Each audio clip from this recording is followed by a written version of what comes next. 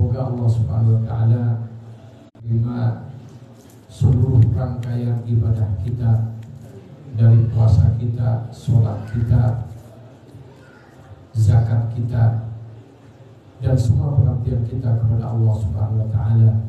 Semoga menjadi ibadah yang makbul. Amin ya rabbal alamin.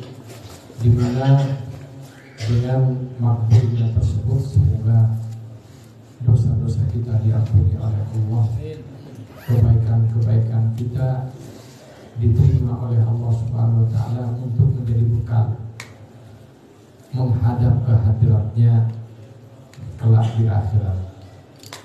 Para ikhwan rahimakumullah, setiap Ramadan berakhir yang dia dimulai dengan 1 Syawal, saat ini banyak fenomena yang aneh-aneh dan yang prihatin itu mengatasnamakan thariqah, ya, mengatasnamakan orang-orang tasawuf. Di antaranya ada yang menyebut sebagai jamaah thariqah Naksabandiyah. Di baru-baru ini yang mundur berapa hari?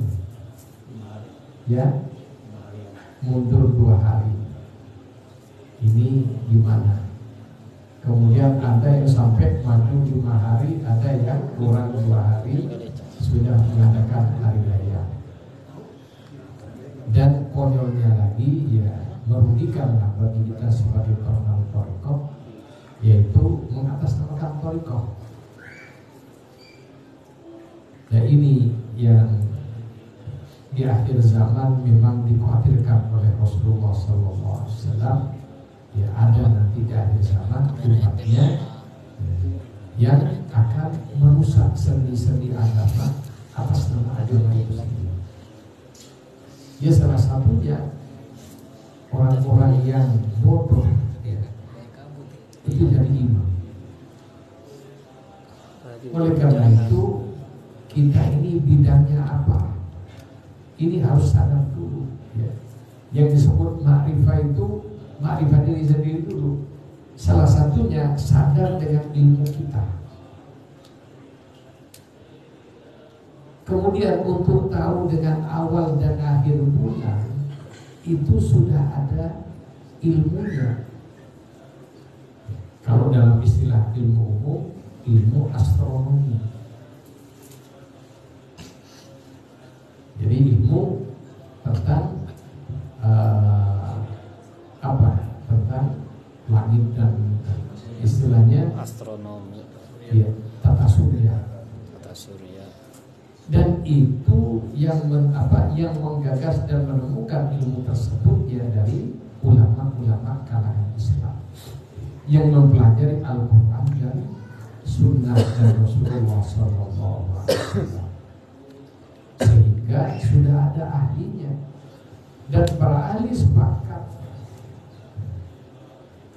terutama ketika berbicara bulan Hijriah. Bulan Hijriah itu hitungannya adalah awal bulan ketika muncul bulan sabit terlihat di atas ufuk. Kemudian ada lagi versi yang lain kalau murni dengan hisab. Jadi di sini bukan masalah terlihatnya, sudah ada di atas ufuk. Tapi karena rendah tidak bisa dilihat, sehingga dikenal dengan wujudul hilal. Sehingga ada 2 versi. Versi yang pertama ru'yatul hilal. Ini yang muktabar di kalangan Ahlus Sunnah. Itu termasuk di Saudi. Ya, di Saudi tetap juga memperhitungkan ada hitungannya, tapi dilihat. Makanya ketika bulan belum bisa dilihat, maka belum tanggal 1. Kenapa? Jelas Nabi menyatakan sumu li ru'yatihi wa aftiru li ru'yatihi. Di Quran, faman syahida minkum syahra falyasum. Jadi ketika kamu sudah menyaksikan, bukan menghitung. Ya. Jadi bulan bisa disaksikan. maka berpuasalah. Akhirnya sudah masuk tanggal 1. Demikian juga akhir bulan, ketika bulan sudah tenggelam. Kemudian maksudnya ketika bulan terbit lagi, berarti sudah tanggal 1 Syawal. Ya, kemarin di awal bulan ada perbedaan Muhammadiyah dengan NU. Kenapa? Ya, sejak kepemimpinan Pak Din Samsudin, Muhammadiyah murni menggunakan metode hisab, dan yang diambil bukan ru'yatul hilal tapi wujudul hilal. Jadi hilal sudah wujud, sama orang itu tahu, bukan tidak tahu dengan wujudul hilal, karena memang dihitung sudah di atas ufuk, cuma karena rendah belum bisa terlihat ketika matahari tenggelam, bulan belum terlihat di atas ufuk, tapi sudah ada di atas ufuk. Kalau tidak salah, ya, di awal Ramadan kemarin keberadaan bulan sekitar 2 derajat di atas ufuk. Ya sudah ada, tapi belum dilihat, kalau belum bisa dilihat kalau hanya 2 derajat. Kemudian dari kalangan NU dan pemerintah dan ormas yang lain sepakat dengan ru'yatul hilal ini, di mana hilal bisa dilihat minimal 3 derajat. Jadi kalau sudah 3 derajat di atas ufuk, itu kemungkinan bisa dilihat itu sudah terang. Kalau 2 bisa dilihat, bisa tidak, karena sangat tipis. Juga ketika maghrib itu sulitnya melihat bulan, karena sinar matahari itu tidak langsung hilang. Jadi mataharinya tenggelam, di ufuk barat masih ada sinar kuning, sehingga cahaya bulan bisa saja sangat sama. Sehingga kalau di bawah 2 derajat, kalau di bawah 3 derajat, kemungkinan bisa dilihat itu kecil. Tapi kalau sudah 3 ke atas, itu ya sudah sangat jelas. Jadi itu pedomannya. Jika fa'idhumah, ya, kalau bulan tidak bisa dilihat, maka disempurnakan bulan tersebut menjadi 30 hari. Ya, seperti kejadiannya bulan Sya'ban kemarin, ya, tanggal 29 sudah dilihat semua dari ormas mengirim timnya untuk melihat hilal.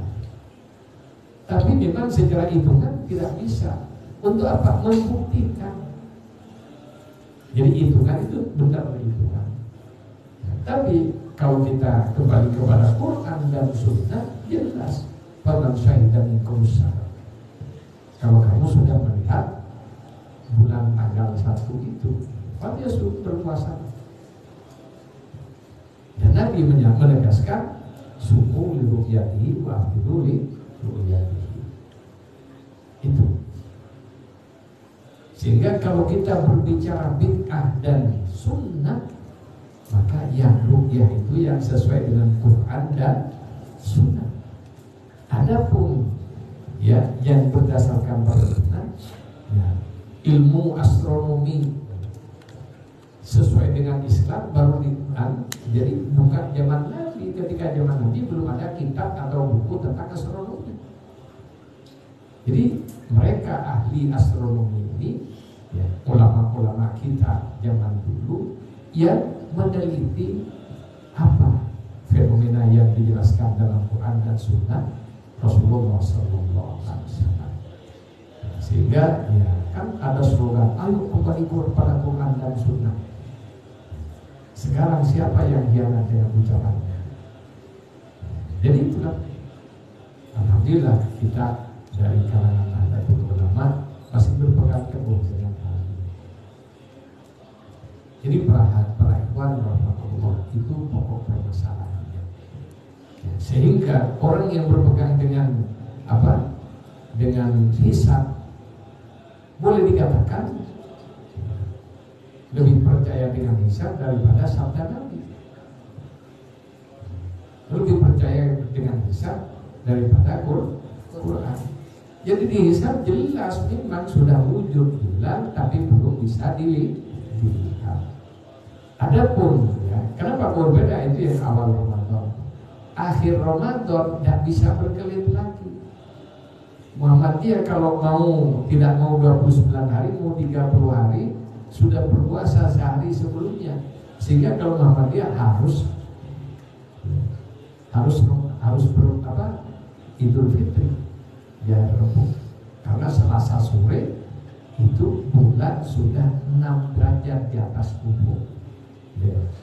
Sehingga apapun kondisinya kalau 6 derajat ini sudah bisa dilihat. Dan dari FU pun walaupun baru berpuasa 29 hari ya Idul Fitri hari Rabunya. Karena Selasa sore sudah di atas ufuk 6 derajat bulan. Dan bulan di atas ufuk itu hitungannya menit, bukan jam-jaman. Makanya di situ sulitnya. Sehingga untuk saat ini pakai teropong. Kalau dulu belum ada teropong ya dengan mata terbuka. Ini bantuan Allah. Ya termasuk juga ya seperti dengan ya kita Idul Adha sehari setelah di Saudi. Ini banyak yang ini sampai mengatakan berpuasa pada hari Arafah di Indonesia dianggap perkara yang mungkar dan lain sebagainya. Kenapa? Dia tidak tahu duduk masalah. Sehingga hari raya harus sama dengan Saudi. Kenapa? Al-Hajjul Arafah. Iya. Haji itu di hari Arafah dan di Arafah.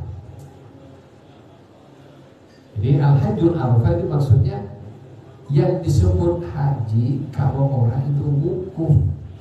Di mana wukufnya? Di Arafah, tidak ada di tempat lain. Jadi tidak bisa jemaah haji wukuf di Masjid Haram, tidak bisa. Jemaah haji wukuf di Masjid Nabawi, tidak bisa. Jadi kalau mau haji harus masuk ke tanah Arafah. Itu maksudnya itu. Harinya karena itu hari wukuf di tanah Arafah, dikenal hari itu hari Arafah. Yang secara sejarah Nabi Ibrahim mengenal atau mengerti dengan maksud mimpinya, di mana dia diperintah oleh Allah untuk mengorbankan putra kesayangannya Nabiullah Ismail pada hari Adha. Ya, Adha itu berasal dari pengorbanan. Makanya Idul Adha hari raya memperingati peristiwa besar pengorbanan Nabi Ismail yang menyembelih anaknya atas perintah Allah Subhanahu wa Ta'ala. Makanya di tanggal 8 dikenal dengan Tarwiyah. Kenapa? Pada malam 8 itu Nabiullah Ibrahim bermimpi. Berikutnya bermimpi lagi. Sehingga pada tanggal 9 itu dia sadar, ngerti kalau ini Allah perintahkan dia melunasi janji yang terucap tanpa sengaja.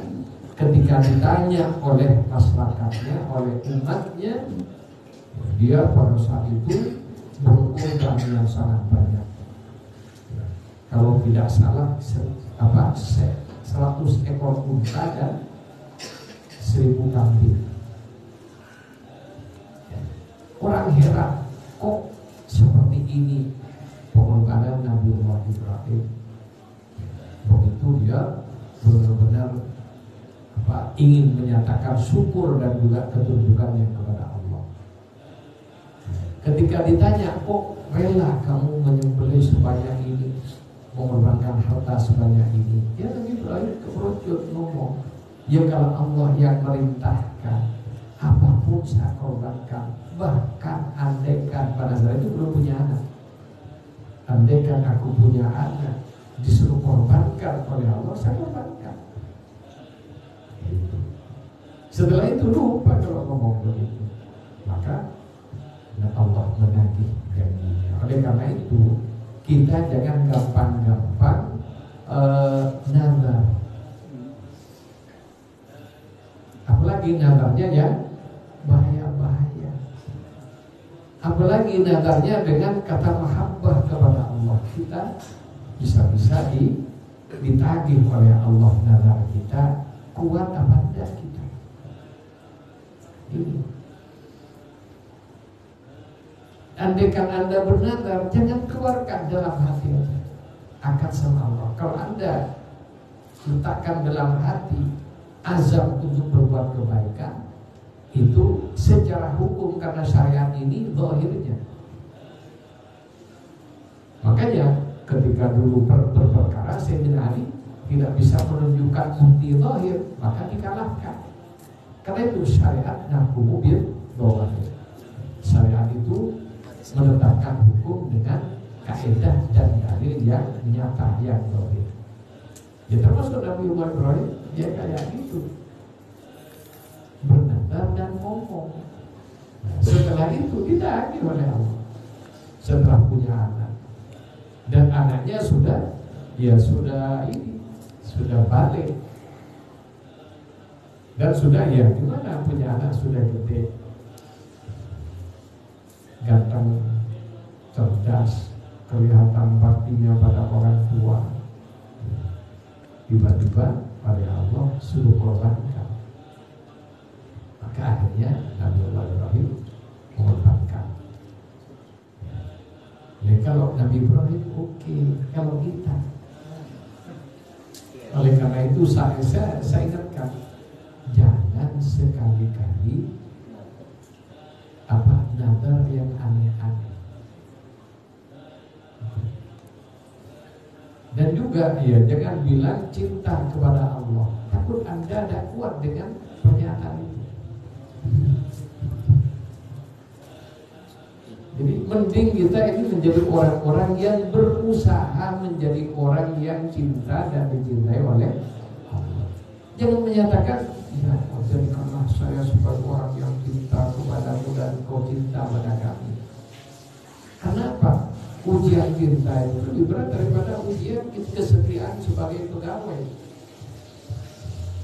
Karena orang yang cinta itu kerjanya seperti seorang suami pada istri atau istri pada suami. Yaitu ketika kita sudah tidak perhitungan, baru sampai dengan mahabbah. Makanya seperti Nabi Ibrahim, buktikan cintamu. Mengatakan orang menjadi Khalilullah. Jadi Khalilullah, orang dekat, sahabat dekat. Khalil. Ya karena seperti itu berat ujian. Itu termasuk Rasulullah SAW, Habibullah, menjadi kekasih Allah, dikira gratisan. Di Nabi sepanjang hidupnya terancam dengan kematian. Jadi yang ingin membunuh Nabi sampai terusir dari negeri asalnya, pindah ke Madinah gara-gara itu. Kenapa? Martabat Nabi sebagai kekasih. Jadi karena akadnya sebagai kekasih, maka sang kekasih minta buktikan cinta. Oleh karena itu ikhwan, tidak usah macam-macam, wiridan aja. Jadi sudah cukup Rasulullah jadi kekasih Allah, dan kita nanti ingin menikmati enaknya ikut kekasih Allah.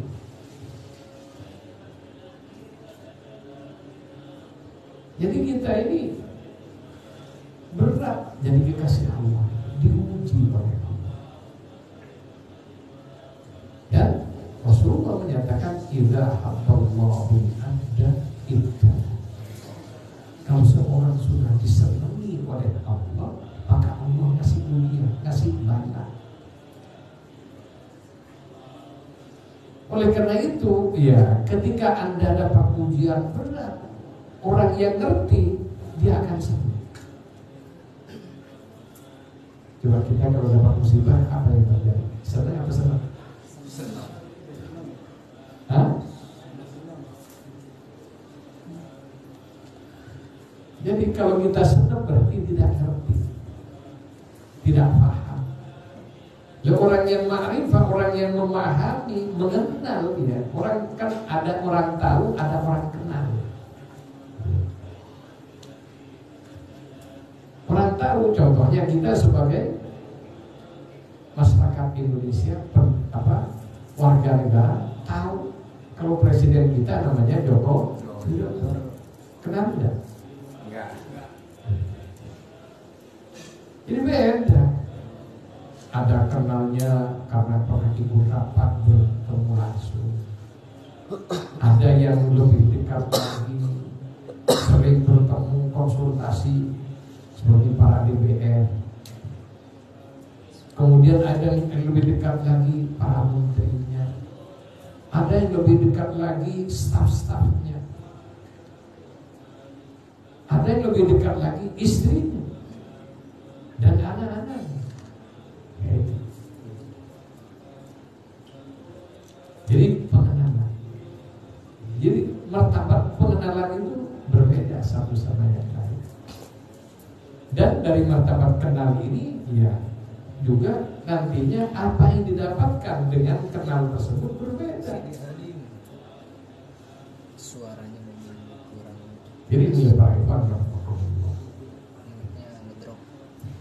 dan orang makin dekat makin bahaya posisinya. Bukan makin aman, makin bahaya. Jadi orang ya seperti kayak kita ngomong sembarangan, bisa kita ngomong sembarangan. Dan ya ada yang kena, tapi jarang yang kena. Kalau masih di Jawa itu tidak kena dan bukan orang terkenal. Karena ada orang ini, ada orang terkenal, ada orang biasa. Orang terkenal ngomong sedikit aja sudah ada konsekuensi. Tapi kalau orang tidak terkenal, ngomong kayak apa tidak ada artinya. Betul? Tapi orang yang terkenal ngomong dikit aja sudah menjadi viral dan bisa bahaya dalam konteks perpolitikan. Sehingga tidak boleh salah ngomong. Jadi demikian juga kita dekat dengan Allah. Untuk mereka yang masih gampangnya, ini maksudnya dekat dengan jauh, kenal dengan tidak kenal, ini perbedaan. Ya boleh dikata ketika kita masih jauh dengan Allah, dalam tanda kutip ya, dengan maknawi, maka ya orang yang masih jauh berbuat salah itu tidak menjadi sesuatu yang membahayakan. Cukup dia beristighfar selesai. Akan tetapi untuk orang yang dekat dengan Allah, kesalahan sedikit ini masalah besar. Jadi orang yang mengenal Allah, orang yang para aulia, salah sedikit besar. Contohnya Nabi Yunus alaihissalam. Apa? Ya dia sudah saking masyarakatnya ini tidak bisa diatur. Kemudian dia dapat isyarat dari Allah, Allah akan memberikan azab pada umatnya tersebut. Ya, ketika sudah dekat azab itu, Nabi Yunus tanpa belum dapat perintah sudah keluar dari tempat tersebut, dari negeri yang dia bina. Akan tetapi ketika Nabi Yunus keluar, masyarakatnya ini bertobat kepada Allah dan Allah tidak jadi menurunkan azab. Nabi Yunus sudah keluar, sudah putus asa dengan umatnya. Ya coba, ini kesan yang ditinggalkan orang yang tidak mau dibina, kurang sabar sedikit. Andaikan mau nunggu sampai dapat perintah keluar atau tidak, dia selamat, tidak sampai harus begitu. Tapi ya itulah, orang yang dekat dengan Allah resikonya sangat gede. Maka ketika dia keluar meninggalkan umatnya, naik kapal, maka badai besar Allah ciptakan. Dan ya, ternyata dari nahkodanya akhirnya istikharah. Apa penyebabnya? Maka dilihat harus ada yang dikorbankan dari berempat. Di lotre Nabi Yunus 3 kali. Maka dia dengan sukarela dibuang ke tengah laut agar supaya badai berlalu. Dan itulah Nabi Yunus bertaubat kepada Allah, tapi taubatnya berada dalam perut ikan. Makanya Nabi Yunus mengalami kegelapan demi kegelapan. Kenapa? Ikan putih dan ada di laut dalam kehidupan. Maka itulah apa yang dibaca. Apa? ilaha illa anta Rabbana la ilaha illa anta subhanaka inni kuntu minadh dhalimin. Jadi nabi enak, keren jadi nabi. Iya, hidupnya tidak akan mampu kita menanggung resikonya. Nabi-nabi yang lain terus mungkin Nabi Musa sampai membelah laut itu bukan dia tirakat bisa membelah laut. Kemudian yaitulah Nabi Musa harus menyelamatkan umatnya, dikeluarkan dari Mesir, dari penjajahan Firaun, dikeluarkan. Setelah sampai pinggir laut mau kemana? Di belakang tentara sudah dekat. Jadi ini mukjizat dan karomah itu bukan hasil tirakat. Jadi kalau ada orang ngamalkan sesuatu jadi sakti, itu bukan karomah, itu namanya ilmu hikmah. Jadi karomah itu tidak minta, terjadi karena Allah membuktikan bahwa yang bersangkutan kekasihnya. Itu termasuk dengan Nabi Musa. Maka dapat perintah dari Allah, idrib bi'asokal bahar, pukul laut itu dengan tongkat kamu. Baru Nabi Musa ya tidak tahu gimana apa yang akan terjadi dengan laut setelah dipukul dengan tongkatnya. Dia merasa berita Allah, dipukulkan aja ke laut. Maka yang terjadi laut membelah. Dan dia bisa menyelamatkan apa? Umatnya. Jadi para ikhwan rahimakumullah, jadi para nabi mendapatkan kemenangan semata-mata karena pertolongan Allah. Ini bukan murni kekuatannya, bukan murni hasil ibadahnya, bukan. Karena Allah menolong. Termasuk Nabi kita sallallahu alaihi wasallam diberi kemenangan besar yang tidak pernah dicapai oleh nabi-nabi sebelumnya, di mana umatnya beratus-ratus bahkan beribu kali lipat umat Nabi terdahulu yang berdakwah dalam waktu yang lama. Contohnya Nabi Samson berdakwah 1000 bulan. Yang didapat ya hitungan jari. Dan dia bolak-balik terbunuh. Itu. Tapi Rasulullah berdakwah berapa tahun? Kurang lebih 23 tahun dakwahnya Rasulullah. Tapi yang dicapai oleh Rasulullah pencapaian yang sangat besar, dan itu melalui berdarah-darah. Kemudian terus bagaimana kemenangan yang sebenar-benarnya? Yaitu kemenangan dalam Islam ketika kita mampu mengalahkan nafsu kita. Jadi kemenangan bukan ketika bisa membunuh orang.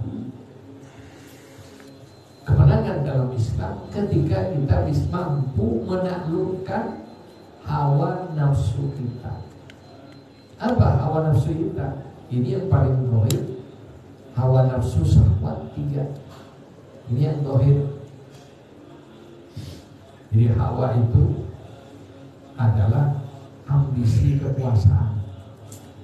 Nafsu, ambisi mendapatkan harta kekayaan. Syahwat, ambisi mendapatkan perempuan. Ini ujian. Kalau perempuan ambisi untuk dapat suami, sudah punya suami ternyata kurang memuaskan, melihat kok ada suami lain yang lain, itu godaan bagi perempuan.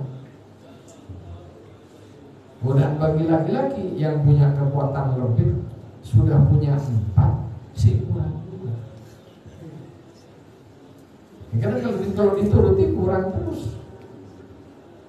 Jadi yang tidak mau lebih dari satu ini sebenarnya bukan karena tidak mau, karena ketakwaan. Takut sama istri. Betul. Betul. Jadi kemenangan itu ketika kita mampu menahan amarah. Jadi ketika kita mampu menahan amarah, itu menang kita. Kita dalam Ramadan pertama menahan dari makan dan minum.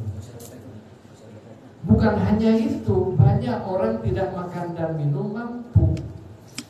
Tapi ya apalagi kerjaannya di luar rumah. Ketika keluar rumah banyak lawan jenis yang menyenangkan dilihat.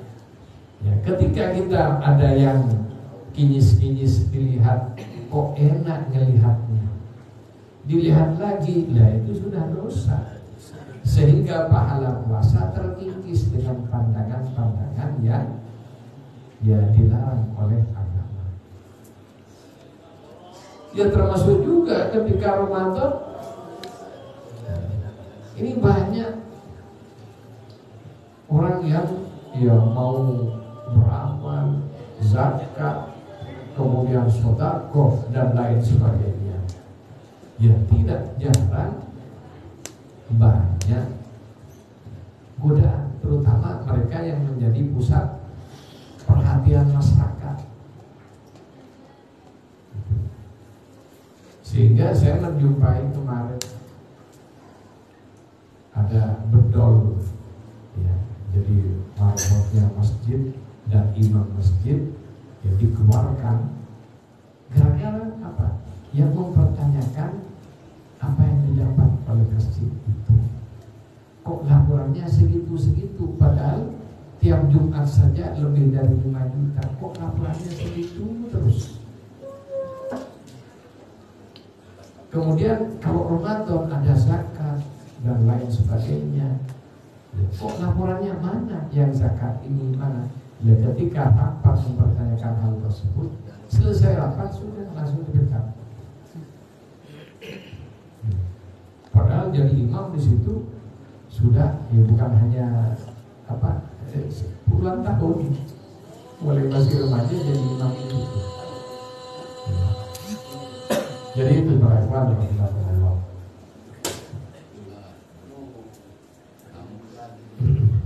Jadi moga kita dalam puasa Ramadan,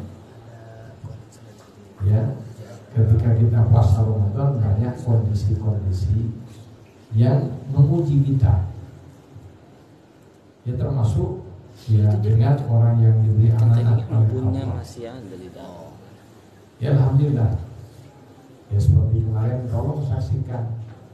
Ya, saya tidak mengambil satu bungkus pun, ya, satu paket pun dari zakat fitrah.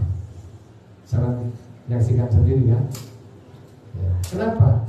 Ya di antara pendapat fuqaha, ya seperti orang yang para ustadz dan sebagainya tidak dibenarkan mengambil zakat fitrah dengan alasan berjuang di jalan Allah. Bahkan di antara para ulama masyhur dari ulama termasuk ulama Syafi'iyah, zakat fitrah itu lebih fokus pada fuqara masakin. Kalau saya alhamdulillah walaupun saya tidak kerja sudah Allah cukupin. Sehingga ya kalau saya masih ngambil jatah itu, nanti yang fuqara masakin mau dapat apa nanti. Sehingga kemarin ya, begitu dapat langsung saya serahkan dengan mustahilnya dan sudah diterima. Saksikan ya. Jadi itu. Ini perlakuan Rasulullah. Jadi kemenangan itu ketika kita, hakikat kemenangan ketika kita mampu mengalahkan ego kita. Ya. Jadi aku ini dihilangkan. Pertama, ya tidak harus dengan kekuasaan. Kekuasaan dalam segala bentuk. Ya termasuk diantaranya, ya muqaddam ini kekuasaan kan. Ada unsur kekuasaannya. Ketika kita beribadah, mengamalkan thariqah karena ingin jadi muqaddam, ini sudah tidak masuk secara ilmiahnya begitu. Jadi harus karena Allah. Akan tetapi kalau kita dipilih atau ditunjuk oleh guru-guru kita, tidak bisa nolak. Tapi kalau dia cari caper ya, cari perhatian para masyayikh, para surafah, biar diangkat, ini tidak dibenarkan. Berarti hawa kita, jadi kita belum mampu menaklukkan hawa. Ya, termasuk juga kenapa kok ingin jadi ini, ingin jadi itu? Karena kenyataannya dari situ juga ada pencaharian, mendapatkan apa ya, yang ikhwan ngasih hadiah dan lain sebagainya. Apalagi kalau sudah ada pil banyak caleg dan cal apa ya, datang ingin dapat dukungan. Nah ini dan macam-macam lah intinya. Karena juga hubungannya dengan nafsu, yaitu membuahkan harta kekayaan. Termasuk juga sangat gampang disalahgunakan. Karena muqaddam ada yang cakep, udah. Bapaknya hebat, udah. Tidak berani bilang tidak. Nanti takut takut kuala. Nolak muqaddam. Jadi kalau digunakan kayak gitu, itulah orang yang kalah. Ya moga-moga Allah melindungi saya. Ya, saya tidak mau mengatakan saya baik, tapi ayo saling membantu. Oleh karena itu saya tidak keberatan jika ada ikhwan koreksi saya.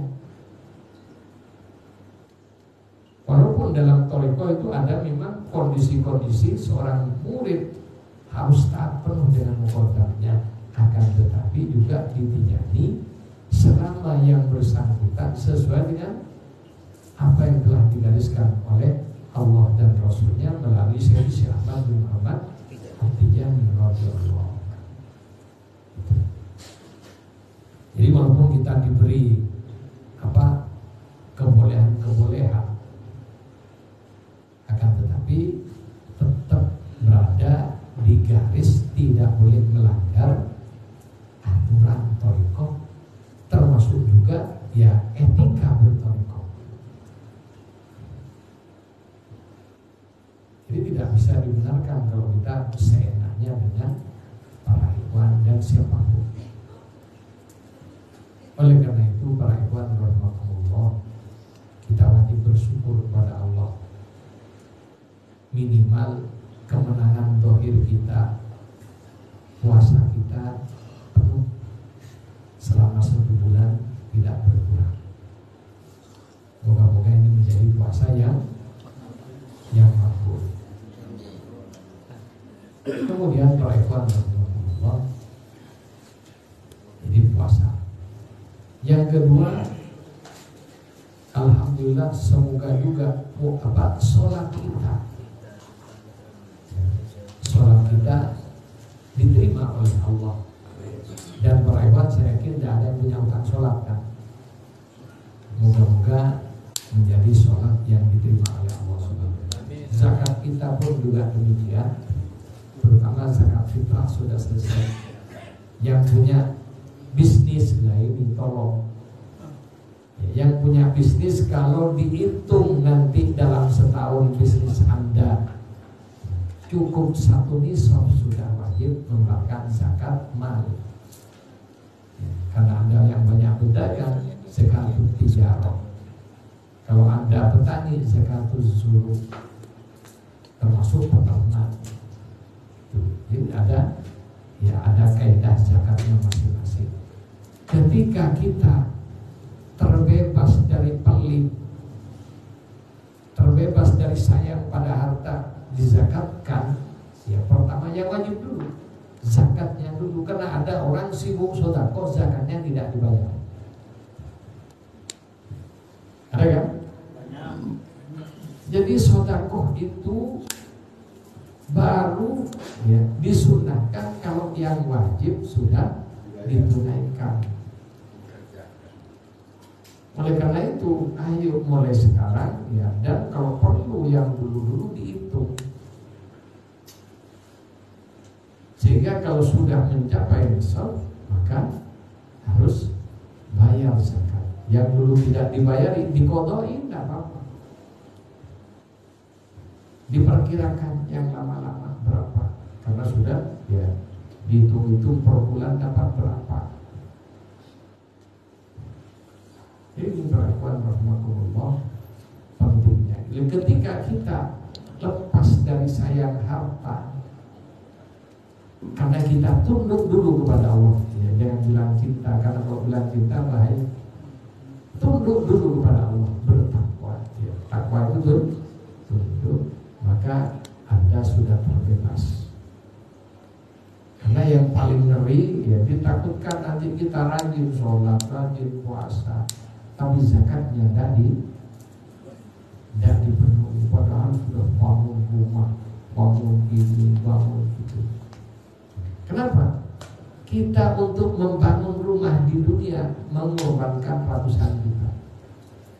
Giliran mau membangun rumah di akhirat, pelitnya minta ampun.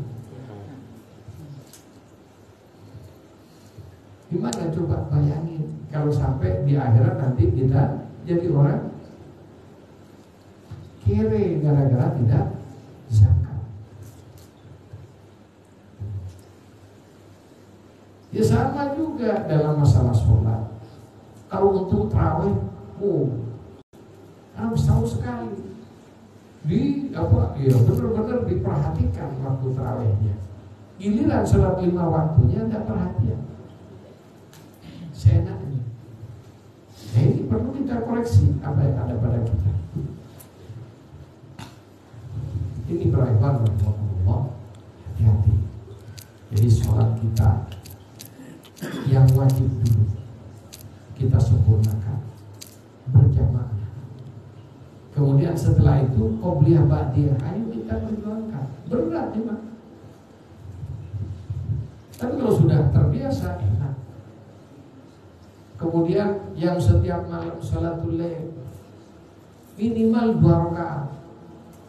Kalau Anda tidak mampu bangun sebelum subuh, kan biasanya tidur malam kan, apalagi zaman HP sekarang ini jam 11 masih asik dengan HP-nya berjam-jam. Giliran untuk sholat sunnah 2 menit 1 awal, ya kurang lebih 3 menit 2 rakaat selesai, beratnya minta ampun. Lah ini kita perjuangkan dulu. Karena ada ikhwan minta keringanan kepada saya untuk tidak sholat malam. Apa yang terjadi? Disuruh buang tasbihnya oleh saya. Jadi artinya ikhwan tidak pantas kalau tidak sholat tahajud minimal 2 rakaat. Atau gak usah bangun jam 2. Sekarang jam berapa? Subuh. Bisa 4:30. Bangun jam 4 atau jam 4:15 kan masih ada waktu. Iya kan? Cepat wudu, jangan mandi dulu. Ini waktunya sholat subuh mandi. Hanya telat berjamaah. Jadi kita harus apa? Ya sama dengan ada orang punya utang. Kemudian punya utang yang didahulukan beli baju baru. Lah ini bodoh. Oh tidak wajib beli baju baru lebaran. Ketika kita, ini gimana kalau kalau kita tidak pulang kampung, ada uang, bayar utang. Maka pulang kampungnya didahulukan. Kembali dari kampung ditagih tahlilan. Tetangga juga uang habisnya habis kan tetangga untuk pulang kampung, iya. Jadi yang wajib dulu didahulukan. Jadi sholat 5 waktu berjamaah. Kemudian ya puasa yang wajib. Kalau mampu puasa sunnah. Kalau mampu. Berikutnya yang harus disempurnakan juga wirid. Wirid lazimnya disempurnakan. Bagaimana? Dia pakai selawat Fatih. Malah Syed Muhammad Al-Habib dalam banyak pertemuan di ketika Idul Adha yang kemarin, dia mengharuskan kita membaca selawat Fatih dalam wirid lazim. Kenapa? Banyak ikhwan minta ikhtiar, minta wirid tambahan, mau baca ini, mau baca itu. Giliran wirid wajibnya, wirid lazim pagi sore, selawatnya pakai yang pendek.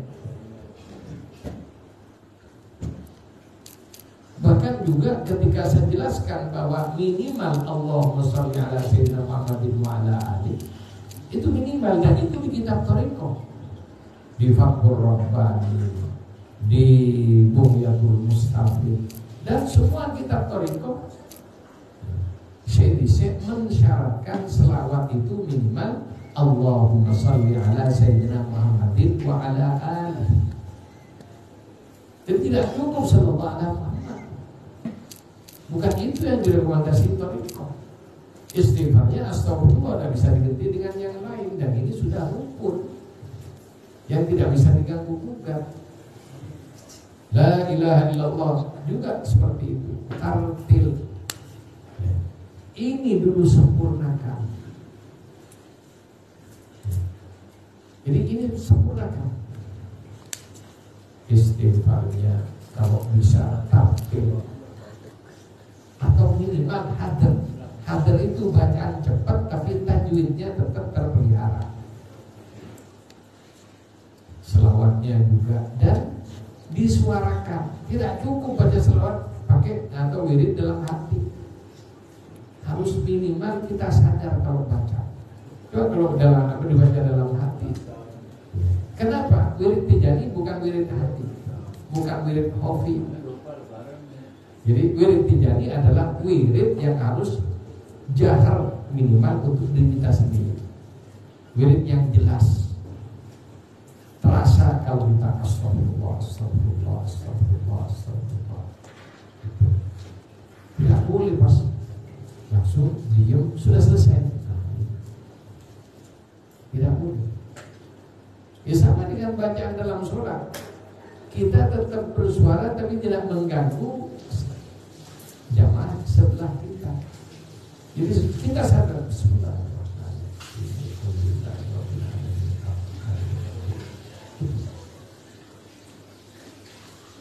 jadi bukan dibaca dalam hati. Ini perempuan rahmatullah. Ini harus melawan. Apa yang harus dilawan? Malas. Jadi untuk wirid lazim kita yang banyak malas membaca selawat Fatih, malas. Kenapa? Ingin cepat-cepat membaca wirid ikhtiari lagi sama. Jadi pahala ya kita membaca selawat Fatih 1000 di luar wirid itu tidak sama dengan 100 selawat Fatih dalam wirid. Jadi kita rebut apa? Karena membaca rutin selawat Fatih 1000, wiridnya pakai selawat pendek. Yang benar itu lazimnya dulu pakai selawat Fatih yang tertib. Kalau di luar itu masih punya kegiatan punya waktu luang, mampu baca selawat berapa? Tidak usah 1000, 100 cukup. Tapi sempurnakan wirid lazim. Yang kedua, ikhwan tijani, andaikan tidak baca wirid ikhtiari, cukup berjamaah wadifah 2 kali, sama dengan membaca semua wirid ikhtiari. Lebih enak mana? Baca wadifah berapa lama? Tapi harus berjamaah. Ketika membaca wadifah 2 kali berjamaah, ini masyayikh semua menjelaskan. Syekh Muhammad Al-Habib, termasuk Syekh Muhammad Al-Habib Al-Tekani, dia yang memberitahu awal. Saya menganjurkan, bukan hanya nganjurin, menekankan kepada saya di zawiyah minimal 2 kali. Ya ada wadifah berjamaah 2 kali. Maka sejak di Klender dulu sekitar 2012 kita memulai istiqomah wadifah 2 kali, habis maghrib dan habis subuh. Alhamdulillah Allah SWT meninggalkan beberapa ini sampai dengan saat ini. Ketika kita sudah wadifah berjamaah tiap hari 2 kali, ini sudah sama dengan membaca semua wirid-wirid ikhtiari dan asrar thariqah. Sudah cukup dengan wadifah 2 kali, asrar thariqah pasti mendapat oleh bersatu, tanpa harus merasa membaca asrar dan nanggung beratnya baca asrar. Jadi enaknya terjadi. Ayo kita nikmati. Karena baca asrar itu perkara berat, perkara besar. Orang yang tidak mampu membaca secara kejiwaan, ya bisa gila minimal. Ketika fisiknya tidak mampu, sakit berkepanjangan, jadi ada obat yang bisa mengobati. Kenapa? Sakitnya bukan karena penyakit, tapi karena badannya tidak mampu menyandang asrar yang ada pada diri. Tapi kalau kita membaca wirid wadifah 2 kali berjamaah tiap hari, kita dapat asrar tanpa harus nyandang beratnya asrar. Enak mana? Mau buat apa mau ini? Mau lihat? Itu sudah. Jadi tidak usah mikir baca hizib macam-macam. Bukan saya melarang. Kalau kita berbicara ingin enak, kan kita hidup ingin enak kan? Iya kan? Iya. Ingin dagangan lancar. Lah Anda kalau baca asma, ini orang yang tidak ngerti asma ini, zikir asma itu membaca nama Allah, asma Allah, asmaul husna. Dianjurkan oleh asmaul husna fad'uhu biha. Ini asma. Asma Allah ini ibadah paling tinggi.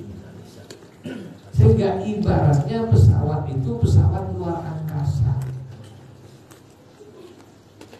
Orang yang naik pesawat luar angkasa jangan mikir bandara-bandara,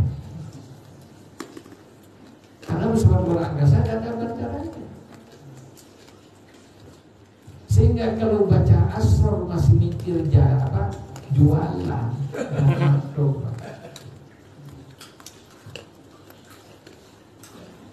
Sehingga dulu ketika saya asik dengan ilmu asrar, ya, di antara yang para masyayikh yang pertama kali melihat saya dengan asrar yang saya baca, Masya Allah, sejak kali itu tajam basirahnya. Saya bersaksi dia sangat tajam basirahnya, dan Bib Ja'far menyaksikan, Bib Idrus juga menyaksikan ketajaman basirah beliau. Kemudian ya pertama kali ketemu di bandara, karena yang jemput dulu hanya saya dan beberapa orang yang, karena bahasa saya itu kan masih tidak kayak sekarang. Kalau sekarang bertanya ustaz-ustaz dan bahasa Arabnya lebih dulu ya saya sendirian yang ya undang nanti, ya memang masih kurang tenaga. Ketemu di bandara, dia melihat dari ujung rambut sampai ujung kaki sambil geleng-geleng. Saya tidak ngerti, kok beliau sedang melihat saya kok geleng-geleng.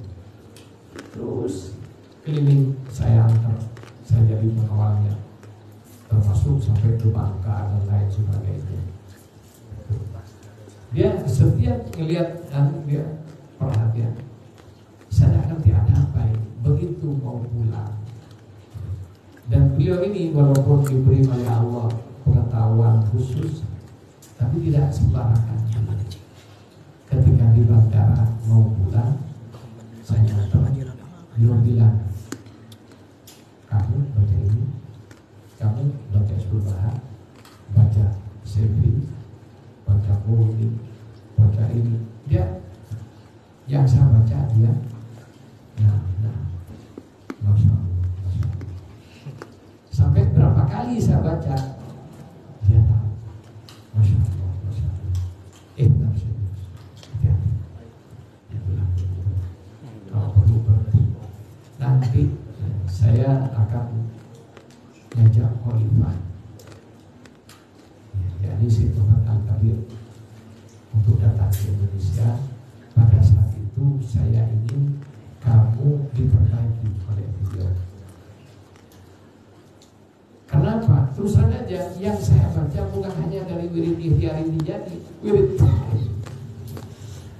yang lain saya baca juga. Sehingga kata beliau ini nyampur kamu. Maka ketika Khalifah datang, saya ingat hari Jumat dipanggil. Tapi kamu ini satu kali kesempatan. Setelah ini kalau kamu menolak, saya tidak akan tanggung jawab. Kalau mau benar. Baik. Dan syaratnya satu. La taqul syai'. Qul na'am. Jangan bilang apapun dengan Khalifah. Cukup kamu bilang thayyib na'am. Jangan bilang kaifah. Apa? Ya setelah saya dihadapkan habis sholat Jumat, saya ingat di hotel senior di Balikpapan, hotel paling bagus di sana. Dan ya untuk Khalifah, untuk Ikhwan ada ya disewakan sama Ikhwan di sana satu malam itu 14 juta. Kamarnya itu memang dia lux semua khusus untuk Khalifah. Jadi saya dibawa masuk ke kamar Khalifah. Ya Khalifahnya ya diam, karena beliau memang jarang sekali ngomongnya. Kemudian dia ngambil kitab. Jadi Muhtaram min wasalih Sayyidi Syekh Ahmad Tijani radhiyallahu anhu. Jadi apa pesan Syekh pilihan, pesan-pesan pilihan dari Syekh radhiyallahu anhu. Wasiat-wasiat Syekh. Kemudian dia buka, suruh baca sama saya. Ya kan di depan Khalifah mau baca gimana? Cuma sekilas di situ pesannya cukup baca selawat. Kemudian Ihsan kembalikan kitab tersebut. Paham kan? Insya Allah. Lebih itu. Jadi dia bilang, kamu sayang dengan asrar yang telah kamu dapatkan. Masih berat kamu melepaskan. Terus setiap kali baru dibalik kepada syarif ini. Terus gimana? Tayyib, nah, suruh keluar dari kamar beliau. Saya yang biasa baca selfie pagi sore, tidak kuat, baca sekali aja tidak kuat, dan hilang amalan saya. Semua hilang. Sehingga sampai sekarang kalau suruh baca Zulbahar sudah tidak ingat lagi. Izin-izin yang lain, anak ingin dikit-dikit tidak banyak, tapi untuk keseluruhan hilang semuanya. Dan pada saat itu terasa sekali kayak ada yang tercampur dan ringan badan saya. Jadi itulah para ikhwan rahimahumullah, berat kalau berbicara asal. Nah Ikhwan Tijani ya, Syekh Muhammad Al-Kabir menyatakan kepada saya yang tidak al-wali maqaroten, cukup bagi kamu watifah 2 kali. Jadi kita akan menghasilkan, mendapatkan asror thariqah, bukan hanya asror wirid, bukan hanya asror izin, asror thariqah kamu dapat cukup dengan wadifah berjamaah 2 kali.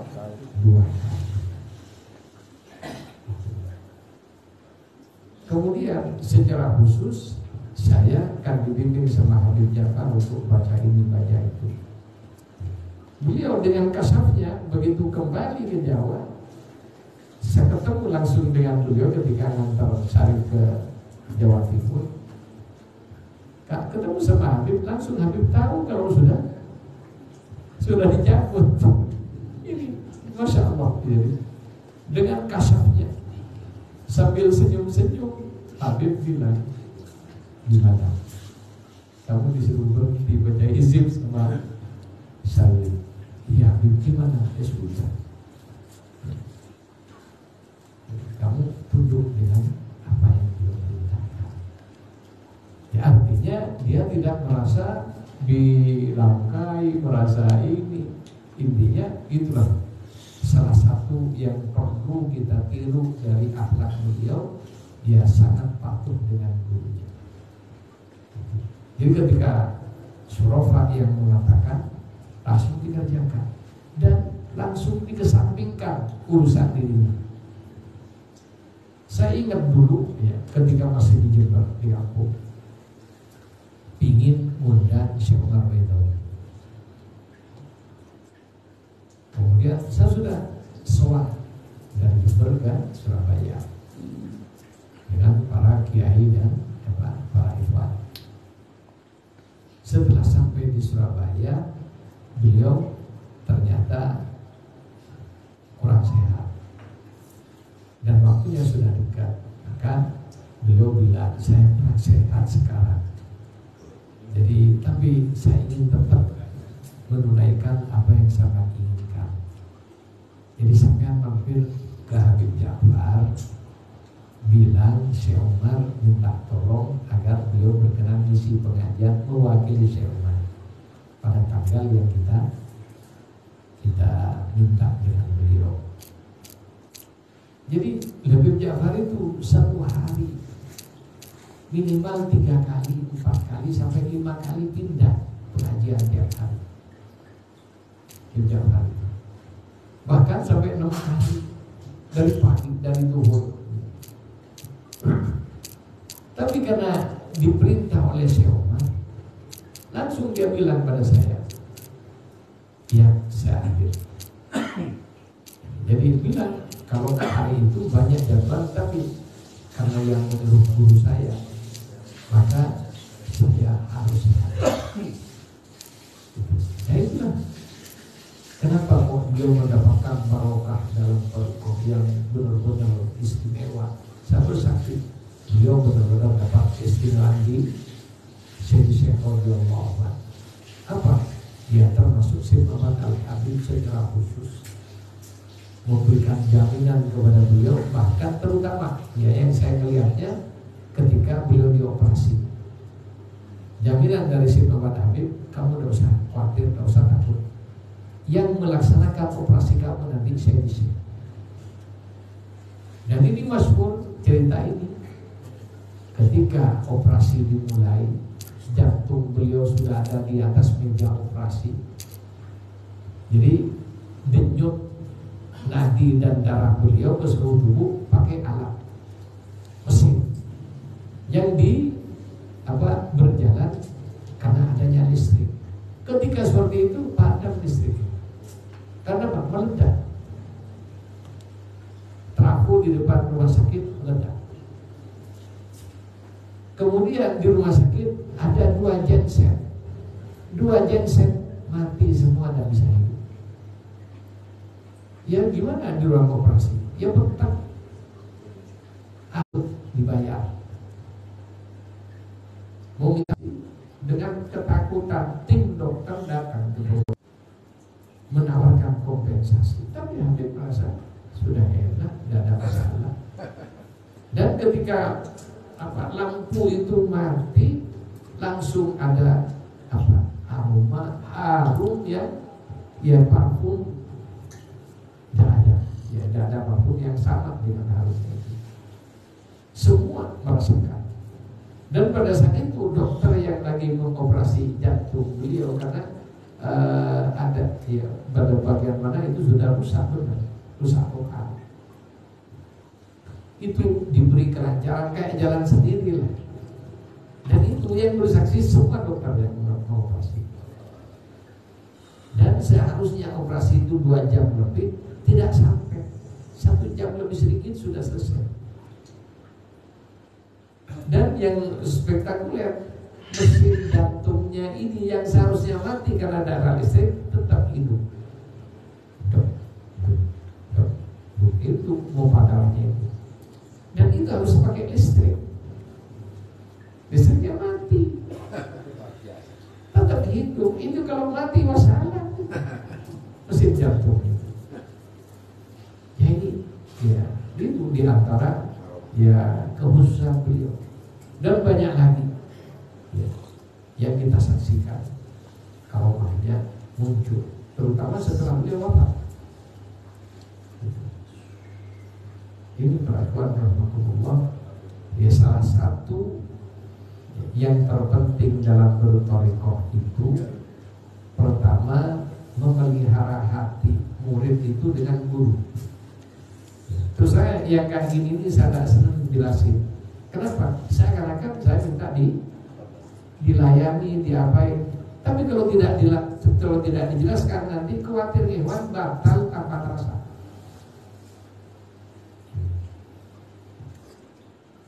Karena apa? Nanti banyak hijab, terutama ikhwan yang punya ilmu. Kenapa? Ketika Allah memberi kebaikan dalam satu hal, dikurangi kebaikan yang lain. Seringkali kekurangan ini tampak di mata ikhwan yang punya ilmu terutama.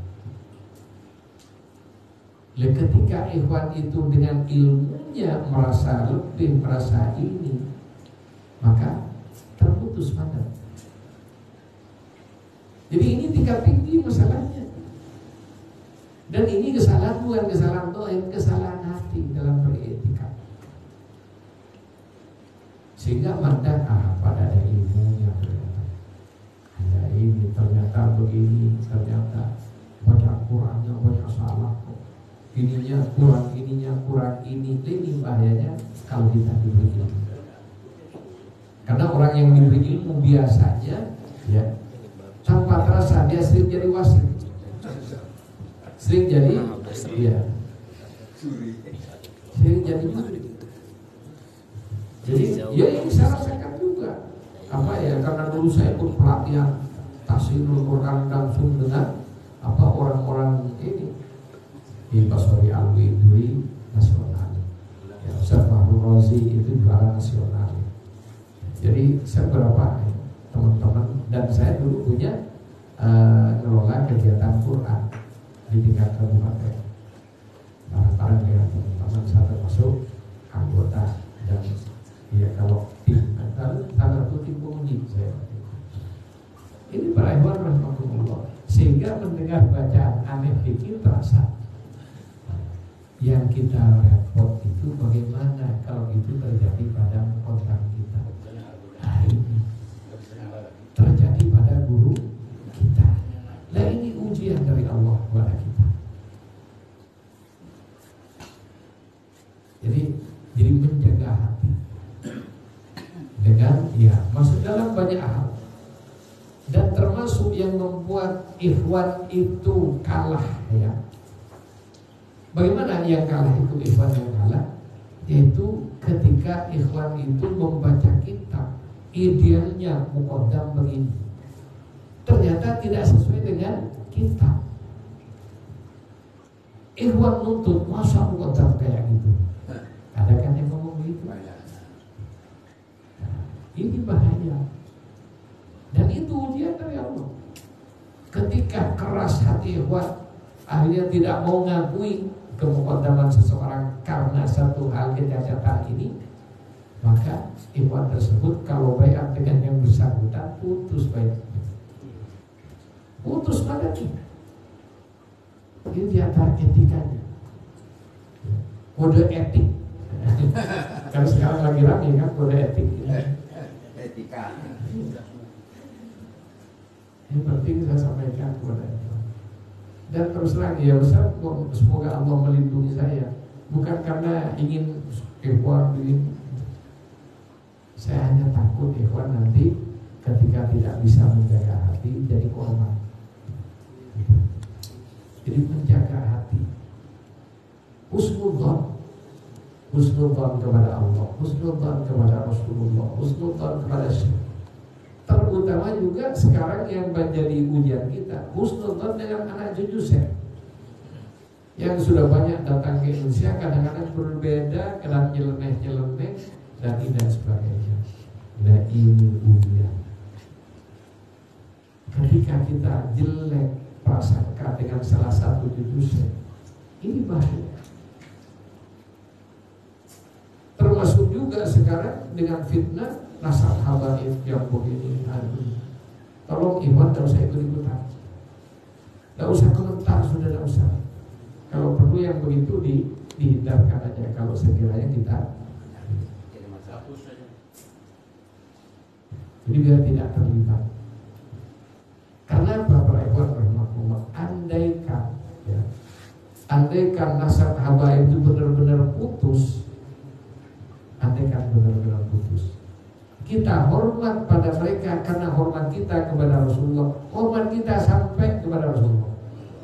Karena niat innamal a'malu sehingga andaikan mereka gampangnya dengan itu berbuat tidak benar pada kita, yang dosa mereka. Kita tidak akan berdosa karena hormat pada mereka jika hormat kita karena ingin melaksanakan apa yang diperintahkan oleh Allah kepada Nabi-Nya, kepada Rasulullah SAW. Di mana Allah menyatakan, katakan, saya tidak minta bayaran pada kalian. Jadi Rasulullah tidak minta bayaran dengan umatnya. Yang diminta Rasulullah Muhammad mawaddah ila Rasulullah. Ya ada orang yang mengaku misalnya kita menghormati, ngasih hadiah, Allah tahu niat kita dan Allah pasti membalas. Kenapa? Paling tidak dia Muslim. Betul? Sedangkan dengan orang Muslim, jangankan dengan orang Muslim, ada pelacur ngasih minum anjing aja diselamatkan oleh Allah. Ya kan, pelacur Bani Israel ceritanya selamat gara-gara ngasih minum anjing. Bagaimana kalau ngasih makan manusia? Oh dia akan ngaku-ngaku, itu urusan mereka. Kalau ngaku-ngaku yang dosa mereka, dan kita tidak akan berdosa. Oh kita tertipu, ya tidak masalah. Karena orang tertipu tidak dosa kan? Yang dosa yang nipu kan? Iya. Ngapain kita bohong? Satu. Yang kedua, dia para kiai kita sudah sejak dulu sudah seperti itu. Dan kenyataannya mereka beruntung. Bahkan banyak kiai-kiai yang diberi oleh Allah Subhanahu wa taala kemampuan melebihi orang lain.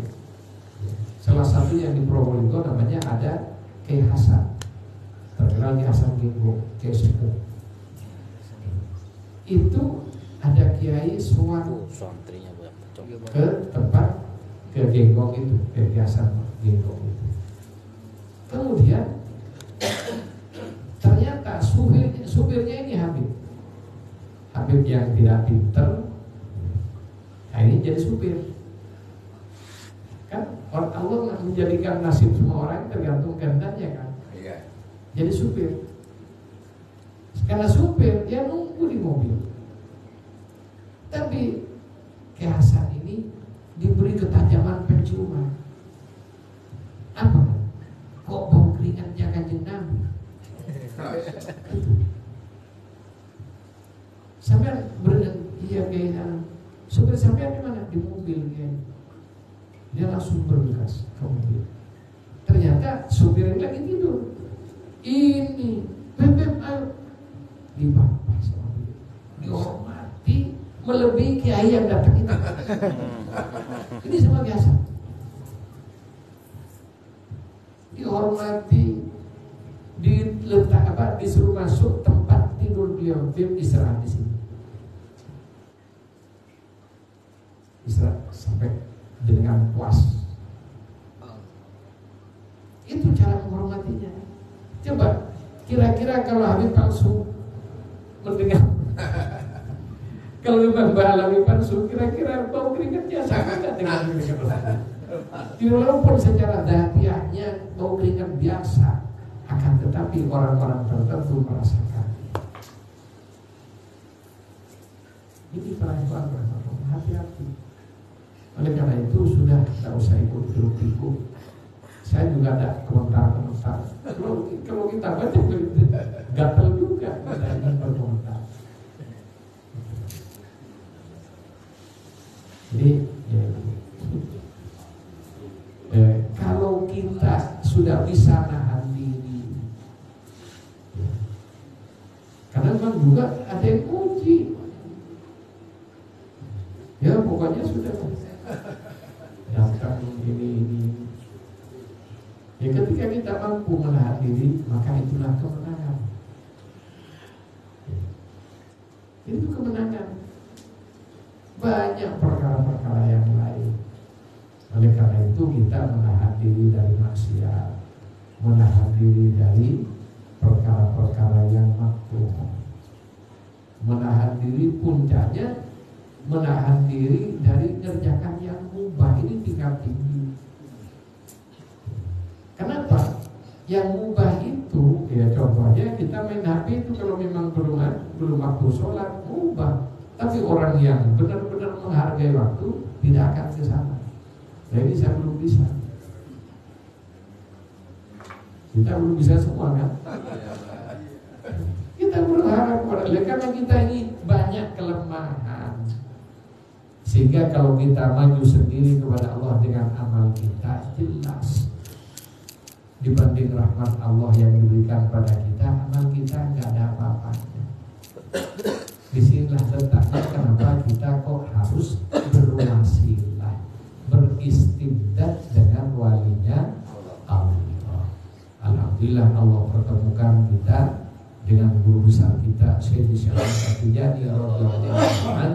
yang mana beliau dengan mandat dari Rasulullah SAW, di mana mandat dari Nabi itu berasal dari Allah Subhanahu wa Ta'ala, menjadi pintu rahmat Allah bagi orang yang banyak dosa. Dan kita ini jangan mengklaim hebat. Jangankan ikhwannya, satu kodamnya masih belum sempurna, apalagi zaman sekarang. Saya ingat setelah Syekh Umar Baidawi datang ke Maroko sendiri, ya, mengunjungi Maroko pada saat itu dengan Kiai Badri, dengan Kiai Maftuh awalnya, juga sama Habib Jafar. Syekh Umar Baidawi yang paling sepuh pada saat itu, dan Syekh Umar Baidawi ini terkenal kealimannya, yang nulis Fathur Rabbani itu. Jadi yang Fathur Rabbani Syekh Umar Baidawi. Makanya manakib ini di Indonesia yang manakib kayak kita, di tempat lain-lain manakibnya. Jadi ini berakhir pulang dari Maroko, apa? Kata beliau, kita ini muqaddam darurat. Kelasnya Syekh Umar Baidawi bilang kita muqaddam darurat. Kalau kelas saya apa? Itu. Jadi kelasnya Syekh Umar Baidawi yang bisa nulis kitab dalam bahasa Arab dan tidak ada yang mempersoalkan tulisan beliau. Beliau ngaku merasa sadar kalau beliau ini muqaddam darurat. Ya kalau kayak saya bukan apa-apa.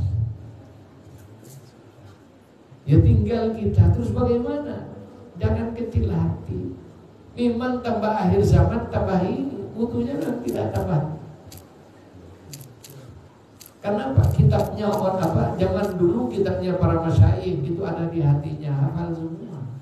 Syekh Idris datang dulu baca kitab ini menjelaskan, tidak pakai pegang kitab. Satu kali ngaji, ya, Itu Munyatul Murid. Dari awal sampai selesai 1 kali ngaji. Dan beliau tidak baca kitab, yang beliau tidak pakai hafal. Dan yang lain banyak kitab-kitab yang lain. Ya, karena beliau juga menulis kitab lebih dari 200 judul. Gitu. Jadi bukan tanggung-tanggung, bukan kaleng-kaleng. Guru-guru kita ini Masya Allah. Dan kitabnya bukan hanya kitab Thariqah, semua fan ilmu. Gitu. Sudah tulis. Gurunya lebih hebat lagi. Syed Ahmad Sukairij di tempatnya Syed Radigan, kalau nggak salah masih ada 2 koper yang belum dicetak. Konsep-konsep nusahnya itu yang belum dicetak masih banyak. Itu saking hebatnya para masyayikh kita.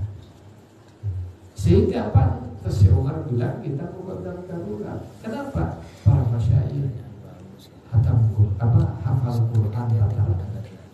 Dan tiap hari konon ada yang hatam 5 kali. Konon sedikit 5 kali. Konon juga Al-Fatihahnya 50. Masih ngajar, masih ini. Kalau kita berapa? Sehingga ya kita tidak perlu kita ngaku orang baik, tapi ayo kumpul dengan orang baik. Sehingga yusarul ma'ruman ma'aman, kita berkumpul dengan syekh, berkumpul dengan para masyayikh. Ya siapa tahu nanti di akhirat bisa dikumpulkan bersama. Amin. Dan itu jaminan dari Rasulullah. Almarhum Muhammad Ahmad. Manusia itu dikumpulkan dengan orang yang disenangi. Senang pemain bola ya kumpul dengan mereka.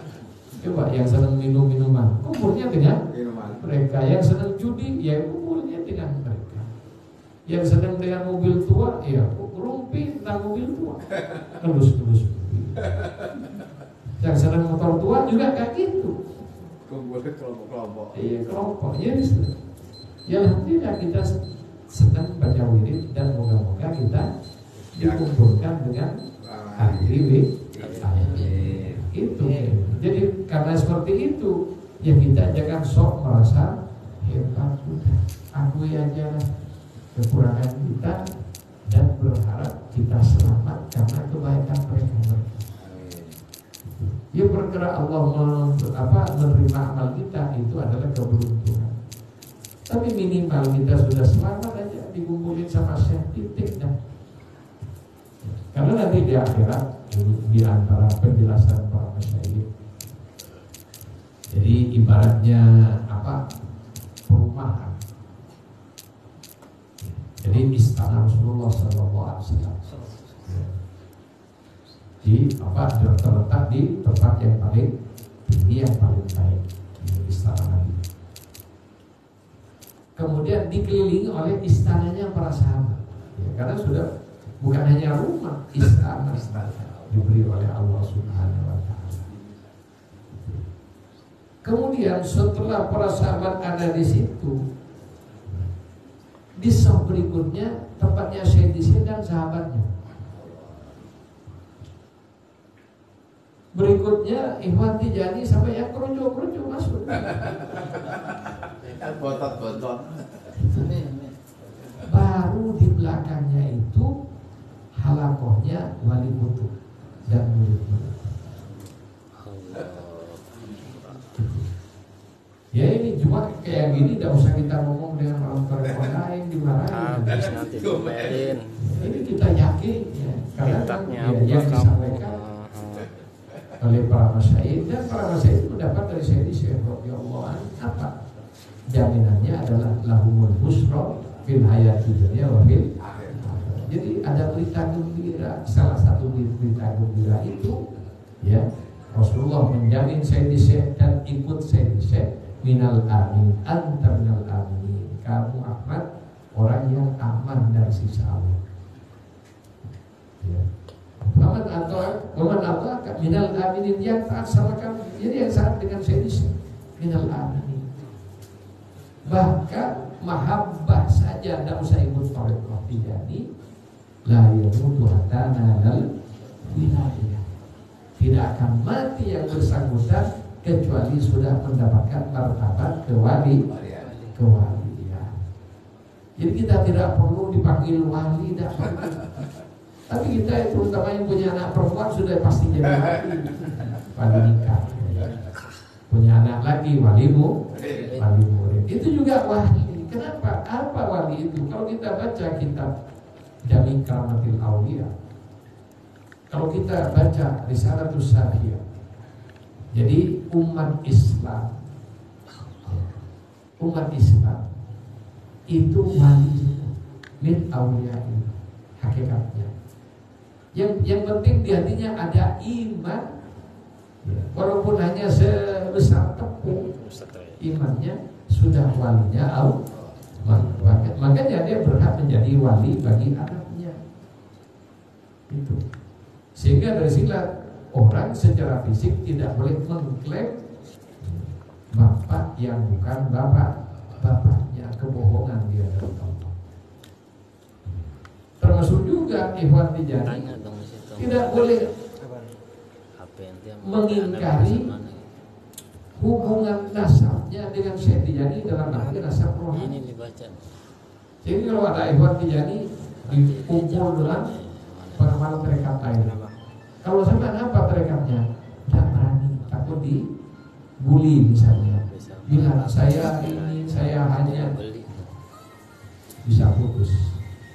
Di antara yang membatalkan tarekat ketika seseorang ngakui tarekat lain atau ingkar dengan nasabnya dengan Syekh di nasab rohani.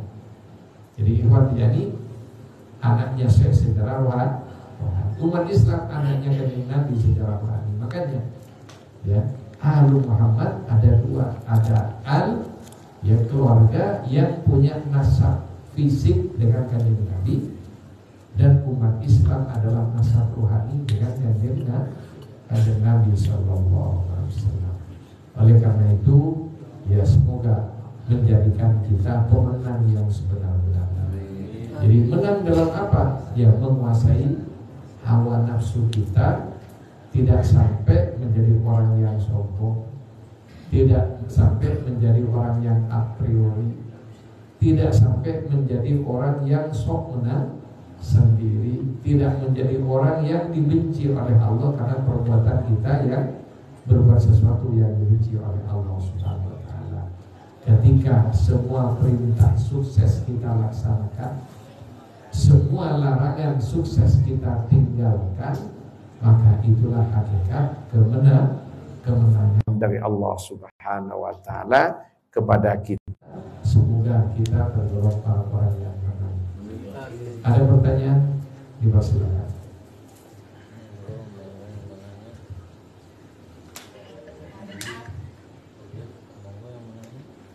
Ada? Ada di situ? Enggak ada. Ya. Enggak ada. Enggak ada. Enggak ada. Ya, gimana Ustaz? Waalaikumsalam. Dari sisi metodika memang kita harus Yang keras. kewajiban kita adalah memang ikram dan selalu menghormati dengan Terkasih speaker juga. Ya. apa masalahnya kalau seandainya Kodam ini melakukan maksiat dan itu bertentangan dengan hukum Allah, apakah kita masih harus menghormati atau memang harus dijauhi atau membenci atau gimana? Ini ada pertanyaan. Kita dalam hubungan dengan muqaddam, salah satu kewajiban kita hormat dengan beliau. Kenapa muqaddam itu muqaddamnya Syekh radhiyallahu anhu?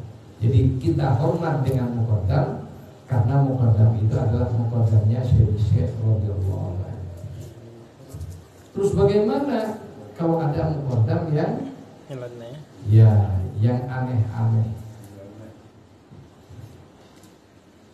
Jadi pertanyaan ini tafsir panjang.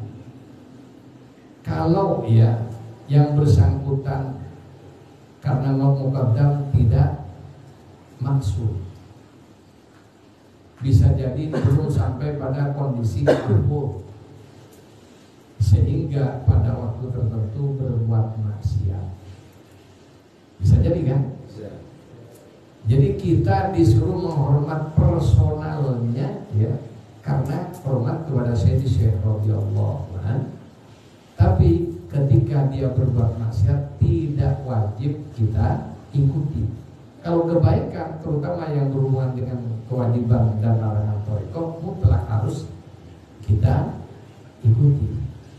Tapi ketika misalnya berbuat sesuatu yang tidak pantas bagi seorang pengenal thariqah apalagi muqaddam, ya, itu resiko dia.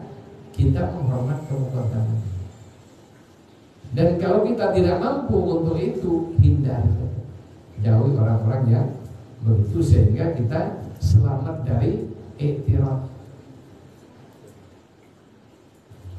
Dan perlu disadari mereka pada saat itu karena tidak maksud, ya orang tidak maksud misalnya berbuat dosa, berbuat salah. Akan tetapi itu kita tidak boleh menjustis terlalu jauh, sudah tidak diikuti perbuatan salahnya, dan kita tidak nyebar aibnya kemana-mana. Cukup kita tahu kalau dia bolak-balik seperti itu, jauhi. Urusan dia, ya tinggal pelanggarannya. Kalau hanya melanggar di luar urusan thariqah, berdosa. Pelanggaran dalam thariqah, pelanggaran tingkat apa? Apakah pelanggaran yang membuat dosa atau pelanggaran yang membuat putus? Ya kalau pelanggaran yang membuat putus, ya kita tahu berarti dia, karena aturan thariqah ini berlaku pada ikhwan dan muqaddam. Karena muqaddam hakikatnya ikhwan plus saja, plus kali tanggung jawab. Sehingga kalau misalnya jawab ke yang lain, wali lain, ya sudah dahulu. Itu perkara yang membatalkan khotbah. Jadi kalau ada yang ngajak-ngajak begitu, ya sudah dia berbuat sesuatu yang membatalkan. Ya kita hindar, kita jauh, jangan diikuti. Loh, kalau marah-marah kalau tidak kita ikuti, ya sudah kita ikut saya tidak ikut muqaddam. Jadi muqaddam wajib kita ikuti selama sesuai dengan aturan thariqah dan juga sama dengan aturan dalam Islam. Karena thariqah ini adalah apa yang ada dalam Islam adalah aturan dalam thariqah. Tambahnya wirid thariqah dan istidad dalam thariqah itu aturan tambahannya. Jadi seperti itu. Ada lagi? Iya. Kalau Iwan pernah mimpi dengan Rasul, Iya. apakah itu sudah orang itu sudah termasuk sampai makam ke wali? Jadi bagaimana kalau Iwan sudah mimpi Rasulullah? Belum mimpi aja sudah aslinya, hakikatnya sudah masuk. Kenapa? Ya kumpul, ya di muridnya wali, ya kumpul di tempatnya ilmunya wali. Walaupun secara ini belum dapat ya sertifikat kewalian, hakikatnya sudah wali. Ya seperti yang saya jelaskan tadi, Islam saja yang penting ada iman yang benar di hatinya, walaupun sekecil debu sudah wali. Lah apalagi ikhwan sampai bertemu dengan Nabi walaupun hanya dalam mimpi, dan ini sudah masuk. Akan tetapi orang kalau masih pada tingkat mimpi, ini belum terjamin langgeng sampai mati. Tapi orang yang ketemu Nabi dalam kondisi yaqظah aman dari pencabutan martabat kewalian.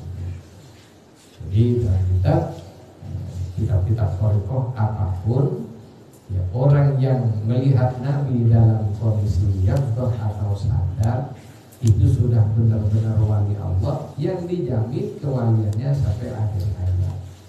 Akan tetapi kalau baru mimpi sudah masuk ke martabat walinya Allah, tapi kondisi ya harus ekstra hati-hati Kenapa? Karena kalau seperti itu belum dapat jaminan langgeng sampai akhir hayat. Demikian. Ada lagi? Enggak. Cukup? Enggak. Ya?